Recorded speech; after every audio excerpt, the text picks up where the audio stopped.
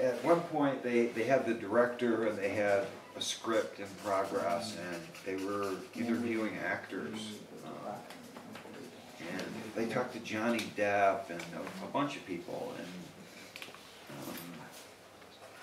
I don't know, no one seemed really right for it. And then Brandon just came into the production offices on his own and said, "I heard you're making this into a film," and he wanted to try out for it. And he had a film that just came out, Rapid Fire, at that time, and they showed me that film, and I thought, well, he looks great, he looks perfect, but he's just too nice, you know. It's like, in that film, every time he hits someone, he like apologizes afterwards, like, "Oh, I'm sorry I hit you." And the crow needed to be really scary and threatening, and he was just such a nice guy that I wasn't sure he could do it. So I'm ashamed to say I was hesitant. I'm like, I don't know if he can do it or not. You know, I mean, he looks perfect, and he's dedicated. I mean, he knew the whole book from beginning to end.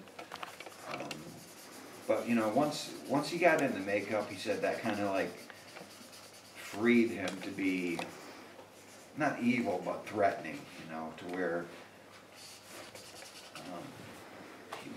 everything was morally ambiguous, you know, that love justifies any kind of violence.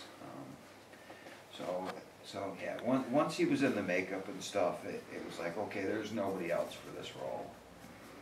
He definitely won me over.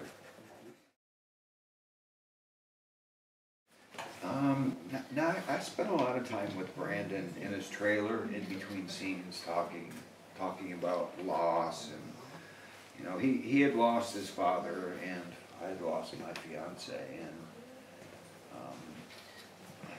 we talked about how that had changed us. So, we found a common ground there. And plus he was really grateful that he said the Crow, this was his film. It had nothing to do with his father. You know, he didn't feel like he was in his father's shadow anymore with this film. That this was going to make, as an actor, this would get him out of his father's shadow. He wouldn't just be Bruce Lee's son anymore. Mm-hmm. So he was really grateful for that. People have defined your friendship almost like if you were brothers. Yeah. How much truth is there in that you mentioned? I did feel like he was my little brother. I wish I would have had more time to know him. It seemed like we had just gotten really close, and then he was gone. Well, I mean, we talked about the loss of his father, and he showed me all of his father's notebooks about the Chinese philosophy thing and the martial arts thing, and it was really amazing to hold these books that I had all this handwritten stuff from Bruce Lee in them. I mean, to me, Bruce Lee was like Superman. It's like he wasn't a real person, but to actually hold something that he had written was pretty amazing. I mean, all art is about connecting with people on some degree. Whether it's music or painting or writing, it's about connecting with somebody that you don't necessarily meet in person. So the fact that so many people find resonance and I guess hope that if I got through this, they could get through this. So I definitely appreciate that people find hope in it, because people ask me how do you live through that, and it's like, well, what's the alternative?